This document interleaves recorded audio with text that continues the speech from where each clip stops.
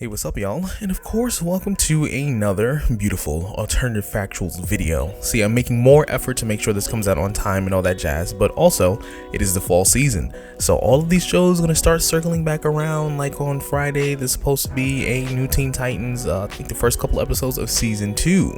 Then probably a couple weeks after that, we have Black Lightning coming out. A couple weeks after that, we're going to have The Flash, and we're going to have The Arrow. We're going to have all these shows coming back. Everything is coming back for the fall, so let's celebrate. And obviously, we're going to start rolling into the 3 video per week kind of movement going on when it comes to the content on this channel. But I want to talk about something today that I think a lot of people may not be ready to hear, and it's okay if you're not ready to hear it because it doesn't matter. Anyways, Black Lightning not only is going to be a part of the CW Crisis on Infinite Earths event, but there still is a pretty good possibility, and remember, this is just speculation based on information that is public, of course. You're welcome to give your opinion, but it's very much possible that Black Lightning could be the future of the next movement of, CW Arrowverse shows when it comes to the characters and as well as how they go about things, and I will definitely tell you why. But before I dive into any of those details, please be sure to like, share, and of course subscribe. Leave a comment down below. Let me know what you think. Let me get your opinions. I don't know, you don't have to agree with me per se, but just like I said, just let me know what you're thinking. Let me know what you're feeling. And without further ado, let's jump right into this. Okay, so as we already know, the Crisis on Infinite Earths event is going to be taking place this fall, and obviously is going to be going into the mid-season finale and then coming back for the second half of, I guess, part 3 and 4, I suppose, if I remember correctly, or it might just be 4.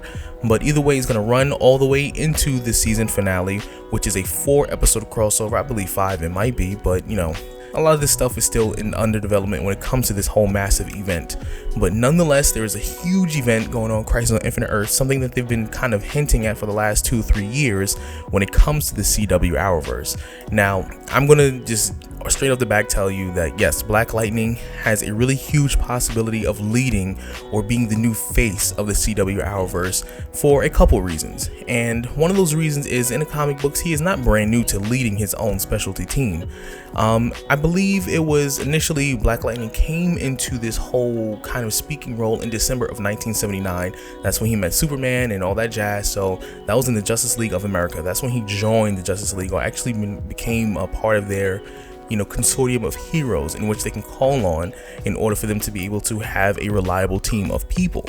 Now, also, Black Lightning is also in charge of a very clandestine part of the Justice League called the Outsiders, and this story is actually very much happening right now. It's called Batman and the Outsiders. You can probably read that, Batman and the Outsiders #1.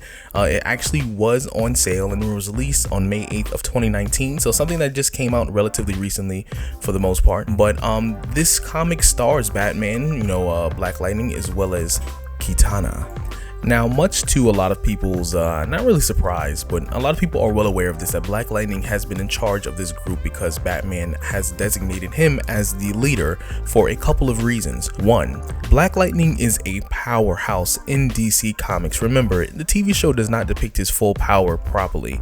There are a lot of things that they just didn't do when it came to his abilities and what he's capable of, and they had to severely nerf him, even though I don't quite understand why when his daughter is pretty much what he is in the comic books. But whatever. In general, the comics, he is a powerhouse. That was one of the reasons why Batman put him in charge. 2, Black Lightning has experience. He has been around for 20+ years, and it even mentions in the comics as well as in the TV show. So basically, the Black Lightning that we're seeing today in the comics is a reflection of what he is in real life in terms of the TV show itself. Black Lightning has experiences, he knows how to use his powers, and he's well trained in what his powers can do if he were to make a mistake, as well as he's good at problem solving and decision making when it comes to a team. Now, another reason that Batman put him in charge, and you may find this a little cheesy, which is perfectly fine, I am not upset at you if you find this cheesy, is because Batman felt like Black Lightning had a very good heart. Despite a lot of the choices that even Batman himself has made, for the most part, you can tell he's very much biased. Even though he is somebody who they go to for advice best when it comes to strategic and strategy and different various forms of information when it comes to the Justice League and the Outsiders and just various different groups of people in general.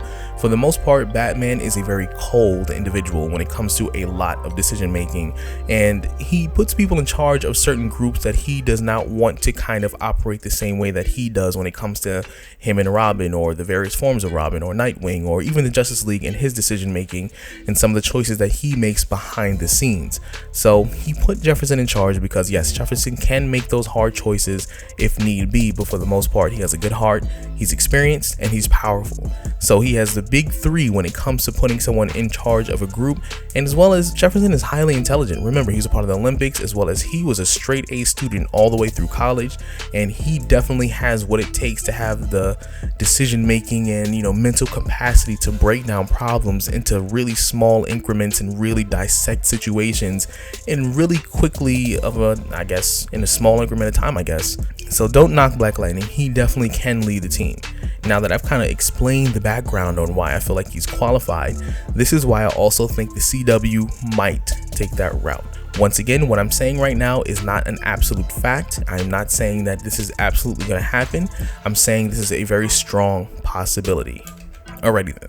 So the CW, obviously, like I've said already in this video as well as in 2 other videos, the Crisis on Infinite Earths event, I believe, is serving as an event in which they're taking the concept of the multiverse like they did in the comics, and they're basically compressing everything into a singular universe. Now, the reason why the CW would do something like this is because, one, the CW has a better lineup of superheroes than the DCEU, for example.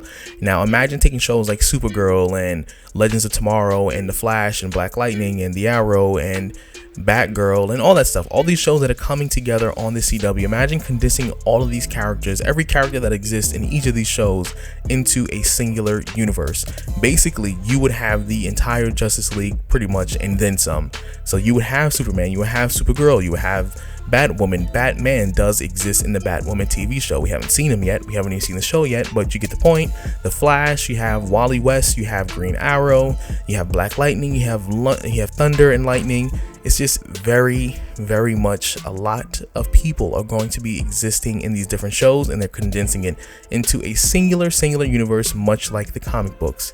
And I know that sentence I just started with sounded a little wild, but I'm going to go with it and you're going to accept it. But if you want to double check or verify or kind of have an idea of what the Crisis on Infinite Earths event was, remember, this is an event that took place between, well, from April 1985 to March 1986. And technically there's about 12 issues in this whole run. So basically, you can definitely check that out, and it won't take too long. And I think there are a little bit of tie-in comics if I'm correct, but you can definitely just Google some of that information about the whole Crisis on Infinite Earths event, and now they'll tell you like what comics to read in the reading order, if anything. But you know, moving along. And for my final point about this whole speculation, or even some people developing this theory, is that Black Lightning, when it comes to the other superheroes, even the Arrow, Flash, Supergirl, Superman in the universe as well, he is the most experienced when it comes to his powers, when you think about it. Let's just put it in perspective for you. Remember, Black Lightning, he had his powers since he was a child, at least in terms of the TV show. So Gambit took him under his wing, he's been practicing how to use his powers, and he's been a superhero for like 20 to 25 years in total. And remember, he was a superhero, met Lynn, had kids. His oldest daughter is pretty much in her mid to late 20s. Youngest daughter is about like a sophomore, junior in high school. So he has all those years that he's been a superhero. Then he retired for a little bit, obviously, but he knew what he was doing. He had a handle on his powers, and he knew the choices that he had to make in order to help his community, as well as he was a teacher, he was a principal. He did all this stuff to help kind of get him developed as a superhero and an all-around good person. Now, putting him as the face of the new DC universe, or the Arrowverse on the CW, would not only make that kind of more progressive, since obviously they're trying to be more inclusive of people of color, not just black people, but let's say Asians or Hispanics or anything like that, but in general it would just serve that he is the most experienced, because yes, so far we've called the Arrowverse Arrowverse the Arrowverse, because before Black Lightning came out, he was the most experienced. You know, he was a person who was the longest in the role of a superhero. He was the one who was running around Star City saying, "You have failed this city," but you know, he was the most experienced. Now, a lot of people speculate that he's going to be killed in the upcoming Crisis on Infinite Earths event due to the deal that he made with the Monitor, which is a respectable theory in a lot of ways. I can't completely disagree with that, nor ignore the possibility that yes, he could be dead. So the next person who I feel like would be more eligible to kind of run things or even just make the face of the Arrowverse about this person would be Black Lightning. Yes, the Flash has some experience right now. It's been a few years, about 4 or 5 years, I guess. But even though he's, you know, pretty much getting a handle on his powers, do you really want someone who's messing up timelines every other season to really be in charge of the Arrowverse or kind of be the head of everything? Hell no. So for the most part, Black Lightning would be a better suitor when it comes to making him the face of the CW Arrowverse, and then allowing him to be, I guess, the leader of this group if they decided to make some sort of Justice League or clandestine group based on the heroes we have access to on the Arrowverse. But let me know what you think, and let me know what you're feeling. And if you're new to the channel, please be sure to like, share, and of course subscribe. Leave your comments about your opinions and your thoughts on this theory, and I hope to see you later on. Peace out.